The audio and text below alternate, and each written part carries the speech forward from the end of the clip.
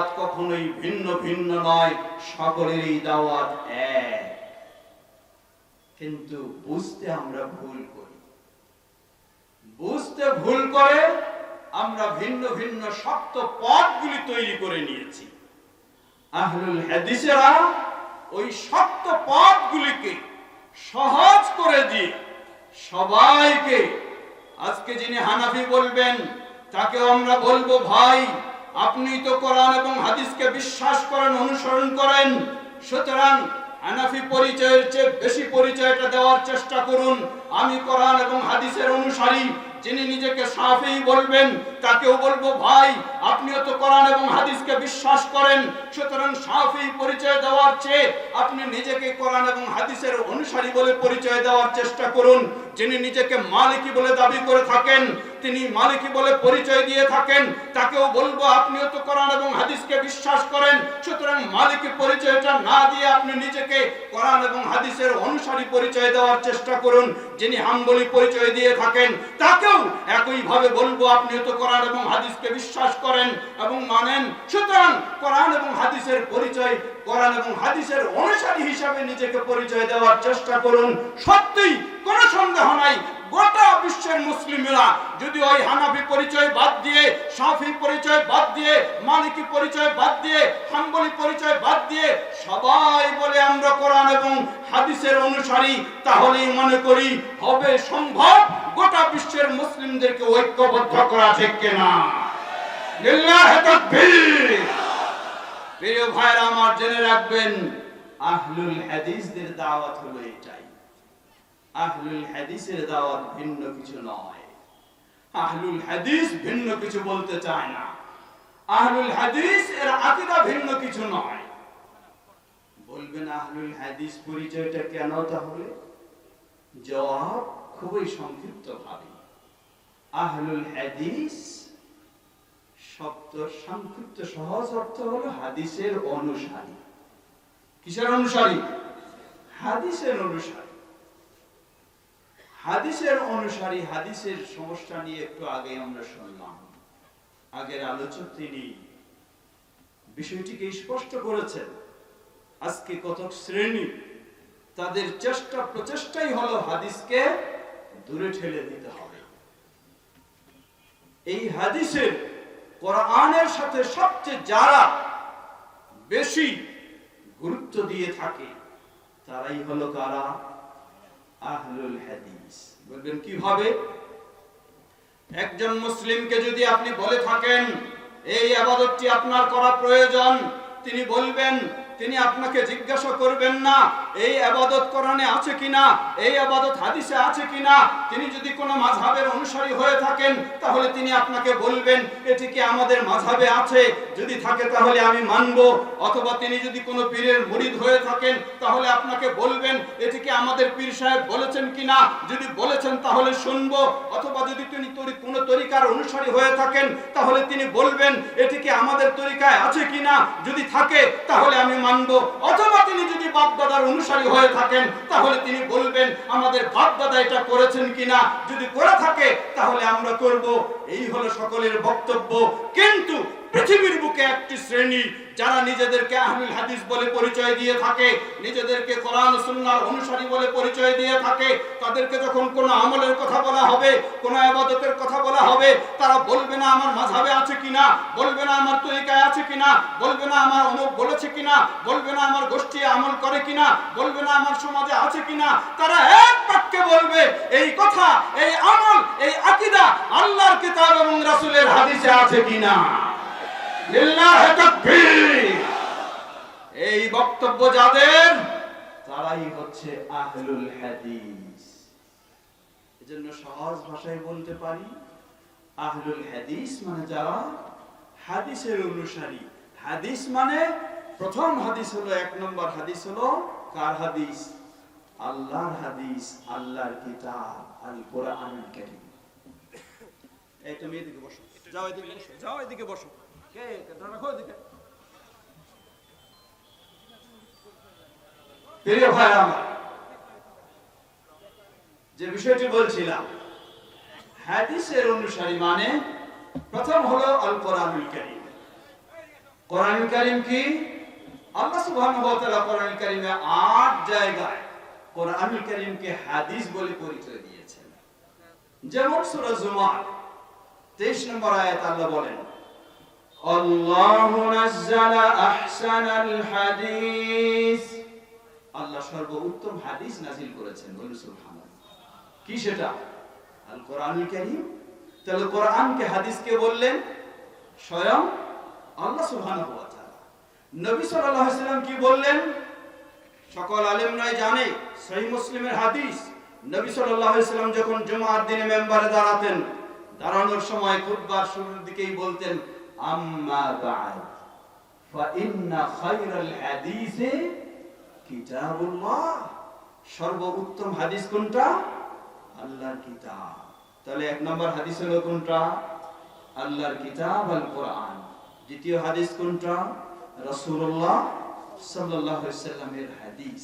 অতএব এই দুই হাদিসের যারা অনুসারী, যারা কোনো ব্যক্তির মত অনুসরণ করে না, কোন দলের মত অনুসরণ করে না, কোন গোষ্ঠীর মত অনুসরণ করে না, তারা সব সময় আকীদার ক্ষেত্রে, আমলের ক্ষেত্রে, আদর্শের ক্ষেত্রে, ইবাদতের ক্ষেত্রে বলে আল্লাহ কি বলেছেন তার হাদিসে আল কোরআনে, নবী মুহাম্মদ সাল্লাল্লাহু আলাইহি ওয়াসাল্লাম কি বলেছেন তার সহিহ হাদিসে, তারাই হচ্ছে আহলুল হাদিস। সুতরাং কেউ কি বলতে পারে আমি আহলুল হাদিস নয়? কি বলতে পারবে না। প্রিয় ভাইরা, এখন আসুন, সময় যেহেতু স্বল্প, সেই প্রসিদ্ধ 4 ইমাম যারা তাদের জীবনটাকে উৎসর্গ করেছেন ইসলামের জন্য, তারা কি বলছেন, তারা মানুষকে কি দাওয়াত দিয়েছেন। সেই প্রসিদ্ধ 4 ইমামের মাঝে প্রথম হলেন ইমাম আবু হানিফা রাহিমাহুল্লাহ। ইমাম আবু হানিফা রাহিমাহুল্লাহ কি বলেন? তিনি কি কখনো কাউকে বলেছেন আমি একটা মাযহাব তৈরি করে দিলাম, তোমরা এই মাযহাবটাই মানো, আর কিছু কথা শুনবে না? জবাব না। বরং কত কঠিন ভাবে বলেছেন ইমাম আবু হানিফা রাহিমাহুল্লাহ। তিনি বলেন, ইযা সাহহাল হাদিস ফাহুয়া মাযহাবি, জেনে রাখো পৃথিবীর যেখানে যখনই কোন হাদিস সহিহ বলে প্রমাণিত হবে, সেটাই হলো আমার মত ও পথ। বলুন আলহামদুলিল্লাহ। আজকে আহলুল হাদিসদের বক্তব্য এটাই, আর ভিন্ন কোনো নয়। ইমাম আবু হানিফা রাহিমাহুল্লাহ আরো কত কঠিন ভাবে বলেছেন, লক্ষ্য করুন। তিনি বলেন, লা ইয়াহিল্লু লি আহাদিন আন ইয়াখুযা বিকাউলিনা মা লাম ইয়ালাম মিন আইনা আখাযনা, কোন ব্যক্তির জন্য বৈধ নয়, হালাল নয় যে আমাদের কথা গ্রহণ করে যতক্ষণ না জানে আমার কথাগুলি কোন জায়গা থেকে নিয়েছি, কোরআন থেকে না হাদিস থেকে না কথা থেকে। আর কত কঠিন ভাবে বলেছেন দেখুন, হারামুন আলা মান লাম ইয়ারিফ দলিলি আন ইফতিয়া বিকালামি। ইমাম আবু হানিফা রাহিমাহুল্লাহ বলেন, যে ব্যক্তি আমার দলিল সম্পর্কে জানবে না, আমার কথা দিয়ে ফতোয়া দিবে, এটি তার জন্য হারাম, কখনো হালাল নয়। এর মানে কি বুঝাচ্ছেন? এর মানে বোঝাচ্ছেন আমি যদি স্পষ্ট দলিল দিয়ে ফতোয়া দেই, তাহলে মূলত আমার কথা দিয়ে কেউ ফতোয়া দিবে না, এই দলিল দিয়েই ফতোয়া দিবে।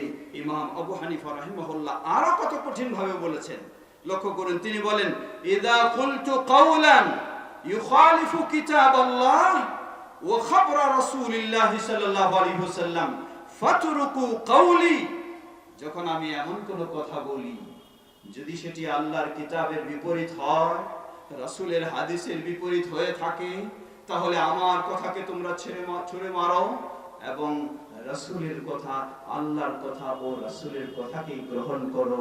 এটি হলো ইমাম আবু হানিফা রাহিমাহুল্লাহর কথা, এটাই হলো আজকে আহলুল হাদিসদের কথা। বলুন আলহামদুলিল্লাহ। সুতরাং আহলুল হাদিসেরা ইমাম আবু হানিফা রাহিমাহুল্লাহর বিরোধী কখনোই ছিল না। কিন্তু সমস্যাটা হলো কোন জায়গায়? সমস্যা হলো ইমাম আবু হানিফা রাহিমাহুল্লাহর নাম দিয়ে যখন ইচ্ছা মতো তৈরি করা হয় ও বলা হয়। ছোট্ট একটি উদাহরণ লক্ষ্য করুন। আজকে আকীদা পোষণ করা হয় আল্লাহ সুবহানাহু ওয়া তাআলা, তিনি সসত্তায় সর্বত্র বিরাজমান। সুবহানাল্লাহ বলবেন না নাউযুবিল্লাহ? নাউযুবিল্লাহ। আজকে যারা নিজেদেরকে ইমাম আবু হানিফা রাহিমাহুল্লাহর অনুসারী বলে দাবি করে, তারাই এই আকীদা পোষণ করে। অথচ আহলুল হাদিসেরা এই আকীদাকে ভ্রান্ত বাতিল আকীদা বলে বিশ্বাস করে। কেন? লক্ষ্য করুন কোরআনের দিকে, লক্ষ্য করুন রাসূল সাল্লাল্লাহু আলাইহি ওয়াসাল্লামের হাদিসের দিকে, লক্ষ্য করুন ইমাম আবু হানিফা রাহিমাহুল্লাহ 1300 বছর পূর্বে তিনি যেই ফতোয়া দিয়েছেন সেই ফতোয়ার দিকে। ইমাম আবু হানিফা রাহিমাহুল্লাহকে জিজ্ঞাসা করা হলো, কেউ যদি বলে আল্লাহ কোথায় আছে তা আমি জানি না, অথবা আল্লাহ আরশের উপরে রয়েছে কিন্তু আরশ কোথায় আছে তাও আমি জানি না, এর দ্বারা বোঝাতে চাচ্ছে আল্লাহ যেন সর্বত্রই বিরাজমান। ইমাম আবু হানিফা রাহিমাহুল্লাহ শক্ত ভাষায় জবাব দিলেন, যা তার থেকে সহিভাবে প্রমাণিত। তিনি বললেন, ফাকাদ কাফারা, যে ব্যক্তি এই আকীদা পোষণ করে ফাকাদ কাফারা, সে কুফরিতে লিপ্ত হয়েছে, সে ঈমানে নেই। আল্লাহু আকবার। কেন? ইমাম আবু হানিফা রাহিমাহুল্লাহ দলিল পেশ করলেন, বললেন লিআন্না আল্লাহ তাআলা قال আর-রাহমান আলাল আরশি ইসতাওয়া, দয়াময় আল্লাহ তিনি নিজেই ঘোষণা দিয়েছেন আল্লাহ কোথায়? আল্লাহ রয়েছেন আরশের উপরে। সুতরাং কেউ যদি বিশ্বাস করে সসত্তায় আল্লাহ সর্বত্রই বিরাজমান, তাহলে ইমাম আবু হানিফা রাহিমাহুল্লাহ 1300 বছর পূর্বে এটিকে কুফরি আকীদা বলে ফতোয়া দিয়েছেন। আজও গোটা বিশ্বে আহলুল হাদিসদের আকীদা এই ক্ষেত্রে ইমাম আবু হানিফা রাহিমাহুল্লাহর আকীদা যা ছিল, ইমাম মালিকের আকীদা যা ছিল, ইমাম শাফিঈর আকীদা যা ছিল, ইমাম আহমদ বিন হাম্বলের আকীদা যা ছিল, সেই আকীদাই হলো আহলুল হাদিসদের আকীদা। বলুন আলহামদুলিল্লাহ। সুতরাং বলবো, ভুল বুঝবেন কেন? ভুল বোঝার কোনো সুযোগ নেই। ফিরে আসি, সময় যেহেতু স্বল্প। ইমাম মালিক রাহিমাহুল্লাহ কি বলেন? ইমাম মালিক রাহিমাহুল্লাহ তিনি বলেন, জেনে রাখো, ইন্নামা আনা বাশার উখতি ওয়া উসিব ফানদুরু ফি রাই ফাকুল্লু মা ওয়াফাকাল কিতাবা ওয়াস সুন্নাহ ফাখুদু ওয়া কুল্লু মা লাম ইউওয়াফিকিল কিতাবা ওয়াস সুন্নাহ ফাতরুকু। ইমাম মালিক রাহিমাহুল্লাহ, যাকে বলা হয় ইমাম দারিল হিজরা, মদিনার ইমাম, সেই ইমাম মালিক রাহিমাহুল্লাহ বলছেন, জেনে রাখো আমি একজন মানুষ মাত্র, আমি ভুলও করতে পারি, সঠিকও করতে পারি। সুতরাং আমি যে মতামত দিয়েছি সেগুলিকে তোমরা যাচাই করো, সেগুলিকে তোমরা পরীক্ষা করে দেখো। ফাকুল্লু মা ওয়াফাকাল কিতাবা ওয়াস সুন্নাহ ফাখুদু, যেই মতগুলি আমার কোরআন এবং হাদিসের সাথে মিলে যাবে সেগুলি তোমরা গ্রহণ করো। ওয়া কুল্লু মা লাম ইউওয়াফিকিল কিতাবা ওয়াস সুন্নাহ ফাতরুকু, আর যেই মতগুলি কোরআন সুন্নাহর সাথে মিলবে না তোমরা সেগুলিকে ছুঁড়ে মারো, কখনো গ্রহণ করো না। সুবহানাল্লাহ। কি সত্যি তারা হক ইমাম ছিলেন, ইমাম আবু হানিফা, ইমাম মালিক। কতই না সত্য আরো বলেছেন ইমাম মালিক। তিনি বললেন, জেনে রাখো কুল্লু মা ইউখাযু ওয়া ইউরাদ ইল্লা সাহিবু হাযাল কবর, প্রতিটি ব্যক্তি তার মাঝে নেওয়ারও রয়েছে, ছেড়ারও রয়েছে, কিন্তু একজনই ব্যক্তি যার কাছে নেওয়ার ছাড়া বর্জন করার নেই, তিনিই হলেন মদিনার মসজিদের পাশেই যে কবরে রয়েছে নবী মুহাম্মদ সাল্লাল্লাহু আলাইহি ওয়াসাল্লাম। একই ভাবে চলুন, ইমাম শাফিঈ রাহিমাহুল্লাহ তিনি কি বলেন? তিনিও সেই ইমাম আবু হানিফা রাহিমাহুল্লাহর মতো সুর মিলিয়ে বলেছেন, ইদা সাহাল হাদিস ফাহুয়া মাযহাবি, জেনে রাখো কোন হাদিস যদি সহিহ বলে প্রমাণিত হয়, আমি ইমাম শাফিঈ বলে যাচ্ছি সেটি হলো আমার মত ও পথ। আহলুল হাদিসদের কথা হলো এটাই। আর ইমাম শাফিঈ রাহিমাহুল্লাহ তিনি কি বলেন? আর সত্যভাবে তিনি বলেন, জেনে রাখো ইদা ওয়াজাদতুম ফি কিতাবি খিলাফা সুন্নতি রাসূলিল্লাহ সাল্লাল্লাহু আলাইহি ওয়াসাল্লাম فقولوا بسنة رسول الله ودعوا ما قلت وفي رواية فاتبعوها ولا تلتفتوا إلى قول أحد। তিনি বললেন, জেনে রাখো ইদা ওয়াজাদতুম ফি কিতাবি, আমি যে সমস্ত বই পুস্তক লিখে রেখেছি, তোমরা যদি আমার এই বই পুস্তকে এমন কোন কথা পাও যেটি আল্লাহ রাসূল সাল্লাল্লাহু আলাইহি ওয়াসাল্লামের সুন্নাহ বিরোধী হবে, তোমাদেরকে আমি নির্দেশ দিলাম তোমরা রাসূলের সুন্নাহ অনুযায়ী বলো, সুন্নাহ অনুযায়ী চলো, সুন্নাহ অনুযায়ী অনুসরণ করো, আর আমার কথাকে তোমরা প্রত্যাখ্যান করো। সুবহানাল্লাহ। এই হলো হক ইমাম। একই হবে লক্ষ্য করুন, ইমাম আহমদ বিন হাম্বল রাহিমাহুল্লাহ তিনি আরো কঠিন ভাবে কত সুন্দর করে তিনি বলছেন, তিনি বলেন, জেনে রাখো লা তুকাল্লিদুনি ولا تقلد مالك ولا الشافعي ولا الأوزاعي ولا الثوري وخذ من حيث أخذوا বললেন তোমরা আমার অন্ধ অনুসরণ করো না, তোমরা ইমাম মালিকের অন্ধ অনুসরণ করো না, ইমাম শাফির অন্ধ অনুসরণ করো না, ইমাম আউজাঈর অন্ধ অনুসরণ করো না, ইমাম সাউরির অন্ধ অনুসরণ করো না, বরং তোমরা গ্রহণ করো সেখান থেকে তারা গ্রহণ করেছেন যেখান থেকে, মানে